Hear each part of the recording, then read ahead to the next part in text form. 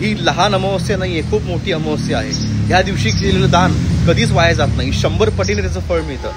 गरीबाला केलेलं दान, गरजूला केलेलं दान, औषध असेल, मेडिसिन असेल, एखाद्या व्यक्तीला जॉबसाठी केलेली मदत असेल, एखाद्या खूप महत्त्वाच्या गोष्टीसाठी एखाद्या व्यक्तीला कुठलीही प्रकारची हेल्प कराल, त्या हेल्पचं खूप तुम्हाला चांगलं फळ मिळणार आहे. मित्रांनो, शनी महाराज हे न्यायदेवता आहे, कर्माचे देवता आहेत. ज्याप्रमाणे सूर्य हा राजा आणि मंगळ हे मंत्री आहे, त्याचप्रमाणे शनी महाराज हे तुम्हाला राजाचा रंक आणि रंकाचा राजा करतात.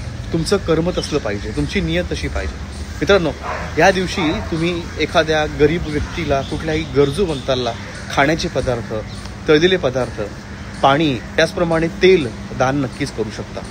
महादेवांनी सर्व अधिकार शनी महाराजांना दिलेले होते, म्हणून महादेवाच्या मंदिरात जाऊन महादेवाची उपासना करा, त्या ठिकाणी नामस्मरण करा. ह्या दिवशी एक जर का तुम्ही पिंपळाचं झाड लावलं, नर्सरीमध्ये जाऊन लावलं, त्याला वाढवलं, योग्य ठिकाणी लावलं, तर तुम्हाला खूप चांगला फायदा होऊ शकतो.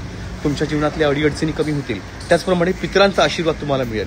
मित्रांनो, अमावस्या हा पितरांसाठी देखील आहे. या दिवशी केलेलं दान तुमच्या पितरांपर्यंत पोचतं आणि पित्र खुश होतात.